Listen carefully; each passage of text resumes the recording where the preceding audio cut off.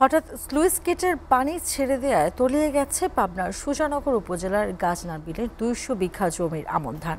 কিভাবে ক্ষতি পোষাবেন তা ভেবে দিশেহারা হয়ে পড়েছেন কৃষক। এ বিষয়ে বিস্তারিত জানাতে পাবনা ঢাকা মহাসড়ক থেকে সরাসরি যুক্ত হচ্ছেন সহকর্মী কামরুল ইসলাম। কামরুল, হঠাৎ স্লুইস গেটের পানি ছেড়ে দেওয়ার কারণ কি, আর দিশেহারা কৃষকদের বিষয়ে কৃষি বিভাগ কি ভাবছে, এ বিষয়ে বিস্তারিত জানাবেন। এবার ধন্যবাদ আপনাকে। আমি যেখানে দাঁড়িয়ে আছি পাবনা জেলার অন্যতম একটি বিল, যেটা গাজনার বিল বলে। এই গাজনা বিলের একটা বিশেষত্ব রয়েছে। এই বিলে কিন্তু আহ, মাছ আহরণ করা হয় এবং সুস্বাদু মাছ পাওয়া যায়। বিলের যে মাছ উৎপাদন হয় এই মাছ কিন্তু সারা জেলা সহ জেলার বাইরেও কিন্তু বিক্রি করা হয়। এছাড়া দেশের পেঁয়াজের যে অন্যতম চাহিদা পেঁয়াজ রয়েছে এবং পেঁয়াজ সবচেয়ে বেশি, দেশের সবচেয়ে বেশি যে জেলায় পেঁয়াজ উৎপাদন হয় তার যে সবচেয়ে বেশি যে উপজেলায় পেঁয়াজ উৎপাদন হয় সেটা কিন্তু সুজানগর। এটা সুজানগরের সেই গাজনার বিল। তো এইখানে গত ৭ তারিখে এই গাজনার বিলের বাদাই অংশে স্লুইস গেটে কিন্তু ছেড়ে দেওয়ার কারণে টোটাল এই গাজনার বিলে কিন্তু পানি চলে এসেছে। হঠাৎ করে পানি চলে আসার কারণে কিন্তু এই আমন ধান এখন পানির নিচে অবস্থান করছে।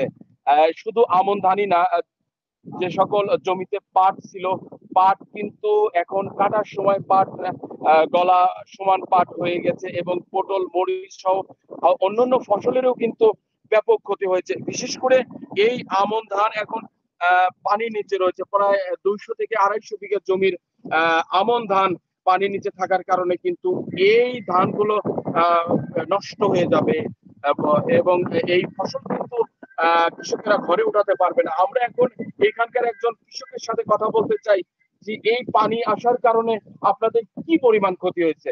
আসসালামু আলাইকুম। আমাদের বর্তমান ক্ষতি হয়েছে, ধান তো কত ডুবে গেছে, কেউ অনেক ধান ডুবে গেছে, আবার পাটের বই পেট পানি গলা পানি আছে, এক দুই বই কাটতে ৬,০০০ ৭,০০০ টাকা লাগছে। আমরা বহুত ক্ষতিগ্রস্ত হবে, তাই এবার বৃষ্টি বেশি, আমরা তিল ফল করছি, তিল কত চলে গেছে। এই অবস্থায় আমাদের ক্ষতিগ্রস্ত হয়েছে, আমরা অনেক ক্ষতিগ্রস্ত হয়েছে। যেমনটি আপনি শুনছিলেন, আসলে কৃষকরা কিন্তু হঠাৎ করে কৃষকদের সাথে কথা না বলেই সুজানগর উপজেলা নির্বাহী অফিসারের নির্দেশে কিন্তু এই সুইচ গেটের পানি ছেড়ে দেওয়াতে কৃষকদের ক্ষতি হয়েছে।